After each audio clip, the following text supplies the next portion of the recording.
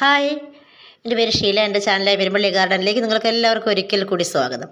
അപ്പോൾ നമ്മൾ ഓണസദ്യയുടെ ബാക്കി കുറച്ച് ഭാഗങ്ങളുടെ ഉണ്ട്. അപ്പോൾ അതൊക്കെ നമുക്കൊന്ന് കാണാം. അപ്പം നമുക്ക് അടുത്തത് ആലങ്ങ. ആലങ്ങ എന്ന് പറയുമ്പോൾ ഒരു പഴയ പലഹാരം തന്നെയാണ്. നമ്മൾ കുട്ടികൾക്കൊക്കെ ഓണത്തിന് ഉണ്ടാക്കി കൊടുക്കാറുള്ള പലഹാരം.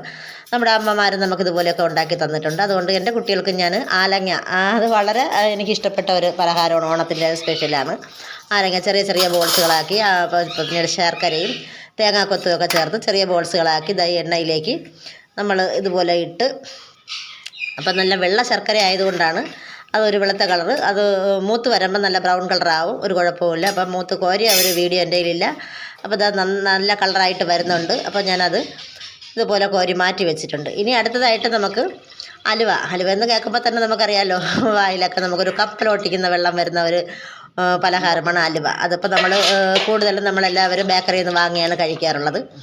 അപ്പം ഞാനിത് അത് വളരെ കുറച്ച് മാത്രം ഒരു ക്വാണ്ടിറ്റിയിലാണ് ഈ ഹലുവയ്ക്കുള്ള ഒരു ഇത് ചെയ്യുന്നത്. അപ്പോൾ അതിലേക്കായിട്ട് ഒരു ഗ്ലാസ് അരി, നാഴി അരിയുടെ പകുതിയാണ് ഞാൻ എടുത്തിരിക്കുന്നത്. അതിൻ്റെ ആവശ്യമേ ഉള്ളൂ. നമുക്ക് ഓണത്തിൻ്റെ സ്പെഷ്യലായിട്ട് മാത്രം ഞാൻ ചെയ്തെടുക്കുന്ന ഒരു പലഹാരമാണിത്. അപ്പോൾ അതിലേക്കായിട്ട് നമ്മൾ അരി നന്നായിട്ട് കൊവുത്ത് അതിനെ നന്നായിട്ട് മിക്സിയിലാട്ടി എടുത്തിട്ട് നല്ല കൂടുതൽ വെള്ളത്തിൽ കലക്കിയെടുത്ത് അതുപോലെ ഒരു തേങ്ങയുടെ പാലും അത് നന്നായിട്ട് നേർമയുള്ള ഒരു ചായ അരിപ്പിൽ അരിച്ചെടുത്തിട്ട് ആ ഒരു മിശ്രിതമാണിത്. അതിലേക്ക് കുറച്ച് ശർക്കരയും, കുറച്ചെന്ന് പറയുമ്പോൾ ഒരു 1/2 കിലോ ശർക്കര ചേർത്തിട്ടുണ്ട്. അപ്പോൾ അതും മാവും പിന്നെ തേങ്ങാപ്പാലും കൂടി നന്നായിട്ട് അടുപ്പിൽ വെച്ചത് ഇതുപോലെ കൈയെടുക്കാതെ നന്നായിട്ട് ഇളക്കി കൊടുക്കണം. ഇതൊന്ന് പിടിച്ച് വരുമ്പോഴേക്കും നമ്മൾ എണ്ണയോ അതല്ലെന്നുണ്ടെങ്കിൽ നെയ്യോ, ഞാനിപ്പോൾ നെയ്യും എണ്ണയും കൂടെ മിക്സ് ചെയ്താണ് ഞാൻ ഒഴിക്കുന്നത്. അപ്പോൾ പിന്നീട് കുറച്ച് നെയ്യ് ഒഴിച്ചിട്ടുണ്ട്. അപ്പോൾ അതിങ്ങനെ മാവിങ്ങനെ പിടിച്ച് വരുന്ന സമയത്ത് വീണ്ടും നമ്മൾ എണ്ണ ഒഴിച്ചു കൊടുക്കും. അപ്പോൾ എണ്ണയും നെയ്യുമായിട്ട് നമ്മളിതുപോലെ മാറി മാറി ഒഴിച്ചുകൊണ്ടേ ഇരിക്കണം. അതങ്ങനെ കുറേയൊന്നും കോരി ഒഴിക്കേണ്ട ആവശ്യമില്ല. നമ്മൾ ചെയ്യുന്ന ക്വാണ്ടിറ്റി അനുസരിച്ച് വേണം നമ്മളിതൊക്കെ ചേർത്ത് കൊടുക്കാനായിട്ടുള്ള. അപ്പോൾ പക്ഷേ മാവ് നമ്മൾ അടിയിൽ പിടിക്കാതെ നന്നായിട്ട് കൈയെടുക്കാതെ ഇതുപോലെ ഇളക്കി കൊടുത്തോണ്ടേ ഇരിക്കണം. അത് നന്നായിട്ട് അതിൻ്റെ വെള്ളം ജലാംശം എല്ലാം വറ്റി വരുമ്പോഴേക്കും നമുക്ക് ഒഴിച്ചിട്ടുള്ള നെയ്യായിരുന്നാലും വെളിച്ചെണ്ണ ആയിരുന്നാലും തിരിച്ച് ഇങ്ങോട്ട് വരും. അപ്പം മാവ് നന്നായിട്ട് മൂത്ത് വരണം. നമ്മൾ കൈയെടുക്കാതെ ഇങ്ങനെ ഇളക്കിക്കൊണ്ടേ ഇരുന്ന ഈ മാവ് ഈ ഒരു പരുവമായിട്ടുണ്ട്. അപ്പോൾ അതിലേക്ക് നമ്മൾ വീണ്ടും നമ്മൾ എണ്ണയോ ഇതുപോലെ നെയ്യോ ഒഴിച്ച് കൊടുക്കുമ്പോഴത്തേക്കും മാവ് ഇപ്പം ഞാൻ അണ്ടിപ്പരിപ്പ് അത് നെയ്യിൽ വറുത്ത് വെച്ചിരുന്ന അണ്ടിപ്പരിപ്പാണ്. അപ്പോൾ അതിൽ വളരെ കുറച്ച് മതി. അപ്പോൾ അതിൻ്റെ അത്രയ്ക്കുള്ള സാധനങ്ങൾ. അപ്പോൾ അതിൽ നമ്മൾ കുറച്ച് അണ്ടിപ്പരിപ്പ് ചേർത്ത് കൊടുത്തിട്ടുണ്ട്. അപ്പം നമ്മൾ പിന്നീട് അതുപോലെ തന്നെ പഞ്ചസാരയും ഏലക്കാപ്പൊടിയും ചേർത്തിട്ടുണ്ട് ഇതിൽ. അപ്പോൾ അതിൻ്റെ എല്ലാ വീഡിയോകളൊന്നും എനിക്ക് എടുക്കാൻ കഴിയില്ല. അപ്പോൾ ഇതുപോലെ നമ്മൾ ഇങ്ങനെ ഇളക്കി നന്നായിട്ട് എണ്ണയും അതുപോലെ നെയ്യും മിക്സ് ചെയ്ത് ഒഴിച്ചുകൊണ്ടേ ഇരിക്കണം. നമ്മൾ മാവ് ഇതുപോലെ മൂത്ത് അടിയിൽ പിടിക്കാതെ നന്നായിട്ട് ഇങ്ങനെ വരണം. മാവ് നല്ല പരുവാകുമ്പോഴേക്കും നമ്മൾ ഈ പാത്രത്തിൽ നിന്ന് മാവിങ്ങനെ വിട്ട് ഉരുണ്ട് വരുന്ന സമയത്ത് നമ്മൾ അതിനെ നന്നായിട്ട് ഇളക്കി, അതുപോലെ തീയൊക്കെ നന്നായിട്ട് ശ്രദ്ധിച്ച് വേണം നമ്മൾ ഹലുവ ഉണ്ടാക്കാൻ. അതിൻ്റെ ചുവട്ടിൽ പിടിച്ച് കഴിഞ്ഞാൽ പിന്നെ നമ്മൾ ഉണ്ടാക്കിയതുകൊണ്ട് ഒരു ഉപയോഗവുമില്ല. അപ്പോൾ ഇത് നോക്കുമ്പോൾ അത് നമുക്ക് കാണുമ്പോൾ അറിയാം, മാവ് കിടന്ന് തുള്ളി കളിക്കുന്ന ഒരു രംഗമാണ് ഈ കാണുന്നത്. പാത്രത്തിൽ നിന്ന് നന്നായി വിട്ട് നല്ല ഒരു പരുവായി മാവ് വന്നിട്ടുണ്ട്. അപ്പോൾ ഇതിങ്ങനെ കുറച്ചിങ്ങനെ ഇളക്കി കൊടുത്തുകൊണ്ട് നമ്മൾ നിൽക്കണം. കൈയെടുക്കാതെ തന്നെ ഇളക്കി കൊടുത്തുകൊണ്ടേ ഇരിക്കണം. അപ്പോൾ അതിലൊഴിച്ചിട്ടുള്ള എണ്ണയൊക്കെ തിരിച്ച് വരും. അതിനുശേഷം നമ്മൾ ഇതുപോലൊരു പാത്രത്തിൽ കോരി സെറ്റ് ചെയ്ത് വെക്കണം. ഇതിപ്പോൾ 24 മണിക്കൂർ ഈ പാത്രത്തിൽ തന്നെ ഇങ്ങനെ ഇരിക്കണം. നന്നായി തണുത്തതിന് ശേഷം മാത്രം നമ്മൾ മറ്റൊരു പാത്രത്തിലേക്ക് അതിനെ തട്ടിയിട്ട് നമുക്കതിനെ കട്ട് ചെയ്തെടുക്കാവുന്നതാണ്.